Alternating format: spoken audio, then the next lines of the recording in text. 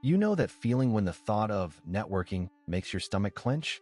When a lively group chat feels more like an energy drain than a connection. There's actually a profound psychological reason why some of us are absolutely exhausted by external demands to come out of our shell, and it goes way deeper than you think. If you'd rather have one deep conversation than a dozen superficial ones, if you recharge your energy with solitude instead of social gatherings, or if you've been told to speak up more times than you can count, this video is going to explain exactly why your brain works this way. Let's start with what's happening in your brain when you encounter social stimulation. Unlike extroverts who are often energized by external stimuli, your brain processes incoming information far more deeply. This means a busy environment or prolonged small talk isn't just distracting. It's a sensory overload that rapidly depletes your mental resources. But here's the crazy part. Your brain is literally wired differently. Psychologists like Carl Jung identified introversion as a fundamental difference in how we direct and gain energy. For introverts, energy flows inward. You are energized by quiet reflection, internal thought, and focused activities, while too much external stimulation drains your core battery. And it gets better. This isn't a social flaw, it's a cognitive strength. Your brain is configured for deep processing. Studies show introverts often have increased activity in the prefrontal cortex, the area responsible for planning, problem-solving, and reflective thought. So, when people say you're quiet, you're often just doing some serious, complex mental heavy lifting. Now let's talk about why you specifically resist the idea of coming out of your shell. It often comes down to your need for authenticity. Introverts crave genuine connection. They can quickly detect superficiality and often find performative social interactions exhausting and even inauthentic. Your shell isn't a barrier. It's a filter protecting your energy for what truly matters. Introverts often have what psychologists call a high need for affiliation, but also a high authenticity orientation. You deeply desire connection, but only on terms that feel real and meaningful. This means you're not antisocial. You're selectively social, prioritizing depth over breadth in your relationships and interactions. There's also something called reflective fulfillment.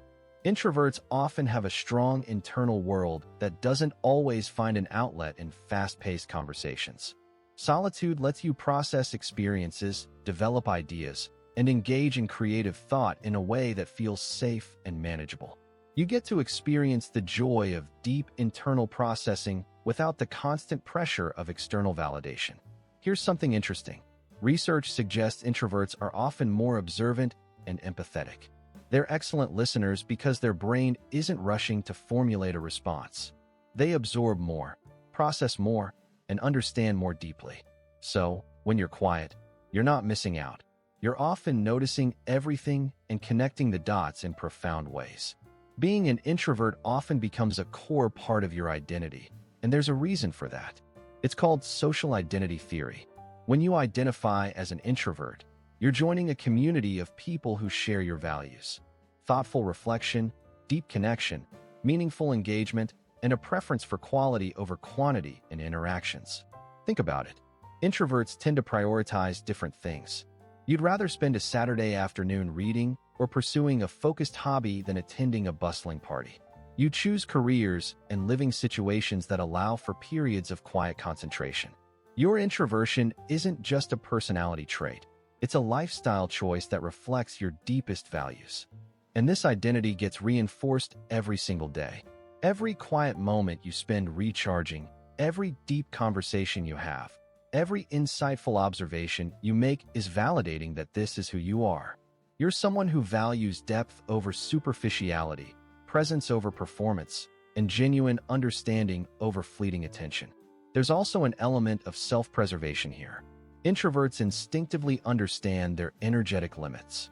Your natural inclination to step back isn't a flaw. It's your brain's sophisticated way of regulating energy and preventing burnout. For a lot of introverts, their quiet spaces are where they feel most like themselves, most productive, and most authentic. But here's where it gets really interesting. Your introversion often reflects something deeper about how you view the world.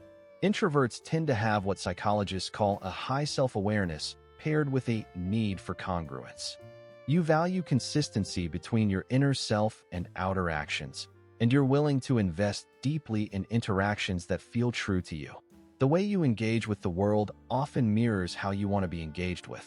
If you're the type who notices every nuance, who values quiet contemplation, and who seeks deep understanding, you're probably also someone who wants to be seen and understood that deeply. Introversion teaches us about the kind of attention and presence we crave from others. There's also something about embracing your unique pace. The world often demands speed and constant external output, and introverts resist this. That resistance often reflects a deeper belief that value isn't always found in being the loudest or the most visible. You thrive when you can move at your own thoughtful pace, and that's probably how you approach all your pursuits. And for a lot of introverts, your inner world represents something even bigger. It's proof that wisdom and insight can come from within. In a world that often feels noisy, demanding, and overwhelming, your ability to find clarity and peace in your own thoughts is a daily reminder that deep, personal understanding is real and possible. So if you're an introvert who's constantly told to come out of your shell, you're not broken, you're not shy, and you're not being antisocial. You're someone whose brain craves authentic connection, whose energetic needs demand thoughtful regulation, and whose values prioritize depth and reflection over everything else. Your introversion isn't a limitation. It's a reflection of who you are, what you need, and how you genuinely connect. And honestly, that's beautiful. If this explained your entire personality, let me know in the comments. And if you want more deep dives into the psychology behind everyday behaviors, subscribe because we're just getting started.